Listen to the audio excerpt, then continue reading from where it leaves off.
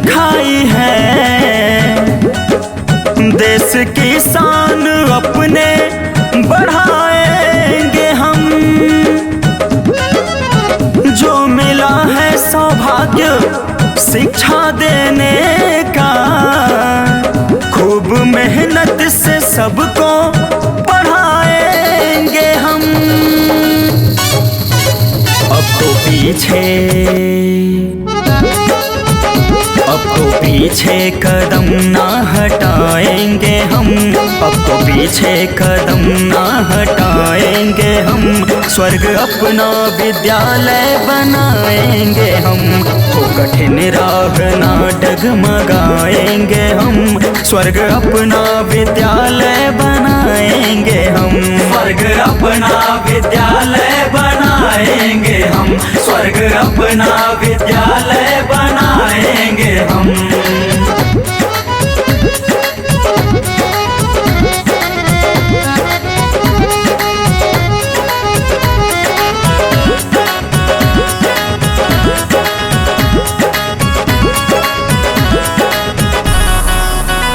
कब से बदलाव की थी जरूरत यहाँ, कब से बदलाव की थी जरूरत यहाँ। सबकी मेहनत से बदली है सूरत यहाँ, सबकी मेहनत से बदली है सूरत यहाँ, सबकी मेहनत से बदली है सूरत यहाँ।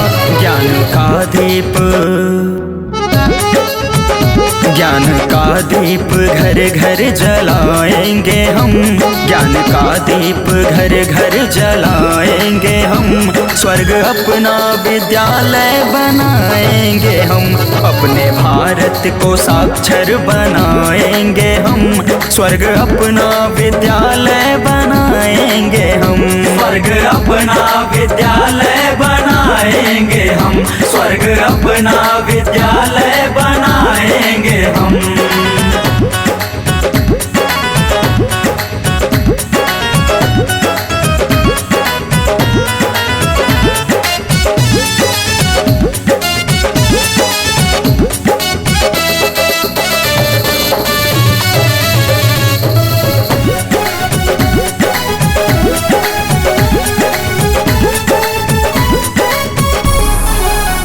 चाहे विपदा कोई हो न हारेंगे हम, चाहे विपदा कोई हो न हारेंगे हम। शिक्षा के क्षेत्र में बाजी मारेंगे हम, शिक्षा के क्षेत्र में बाजी मारेंगे हम, शिक्षा के क्षेत्र में बाजी मारेंगे हम।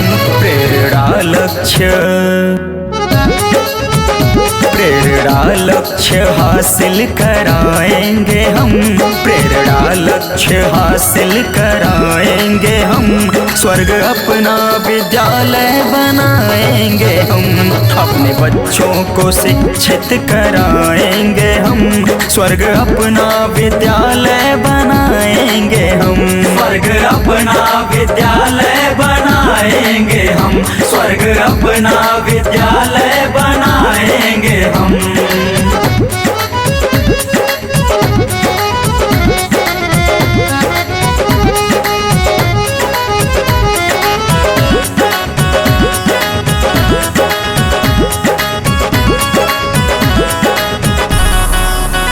शिक्षा से ही तो है अपना भारत महान, शिक्षा से ही तो है अपना भारत महान। ऐसी सरकार है तो हुआ सब आसान, ऐसी सरकार है तो हुआ सब आसान, ऐसी सरकार है तो हुआ सब आसान। शिक्षा से देश, शिक्षा से देश अपना सजाएंगे हम, शिक्षा से देश अपना सजाएंगे हम। स्वर्ग अपना विद्यालय बनाएंगे हम, सारी दुनिया से आगे ले जाएंगे हम। स्वर्ग अपना विद्यालय बनाएंगे हम, स्वर्ग अपना विद्यालय बनाएंगे हम, स्वर्ग अपना विद्यालय बनाएंगे हम, स्वर्ग अपना विद्यालय बनाएंगे हम, स्वर्ग अपना विद्यालय